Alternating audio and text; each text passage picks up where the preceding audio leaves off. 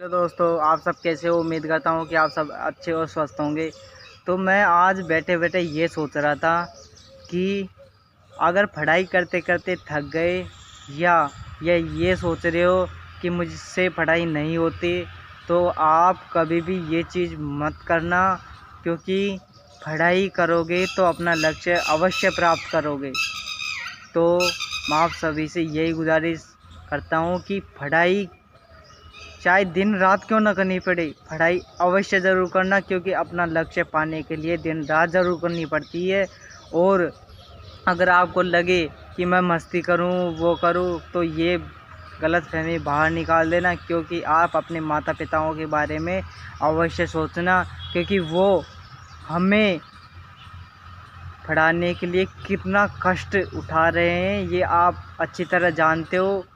पर आप मस्ती करते समय सब कुछ भूल जाते हो, तो हमें ये बिल्कुल नहीं करना चाहिए, क्योंकि वो हमारे लिए कितनी मेहनत करके, कितने कष्ट उठाकर हमारे लिए पैसे भेजते हैं, और हम उन पैसों को ऐसे बर्बाद नहीं करें। हाँ, अगर जैसे कि कॉपी किताब चाहिए तो उसके लिए हमें पैसे खर्च करना चाहिए, और हमें जैसे कि ज़रूरत है कि हाँ, यहाँ इस चीज़ के लिए हमें पैसे खर्च करना चाहिए, तो उस चीज़ के लिए पैसे खर्च करें।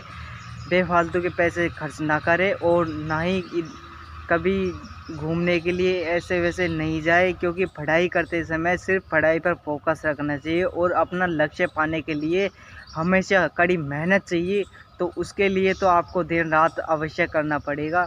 तो आपसे यही गुजारिश है कि अगर आपका लक्ष्य प्राप्त करना है तो या तो टाइम टेबल बना लो, या आप जैसे कि आपको जिस टाइम अच्छा लगे, हाँ मेरे को अब इस टाइम से इस टाइम तक पढ़ना है, तो उस टाइम पे आप कंटिन्यू कर सकते हो।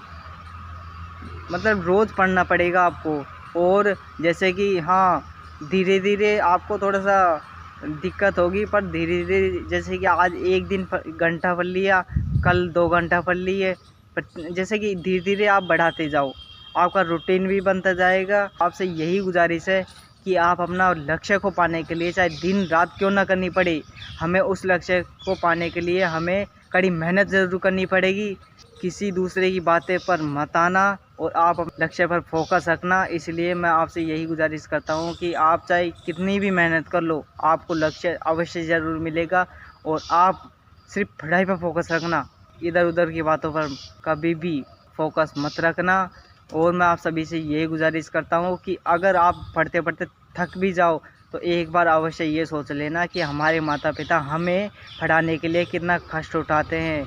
इसलिए हमें पढ़ना अवश्य है, क्योंकि पढ़ाई के बिना कुछ भी नहीं है दोस्तों। इसलिए हमें अपनी मेहनत जारी रखनी चाहिए, और उसे बीच में नहीं छोड़ना चाहिए। जैसे कि कोई काम हो तब एक दिन के लिए कोई बात नहीं है, तो अगले दिन कवर कर लो, पर पढ़ना अवश्य पड़ेगा आपको।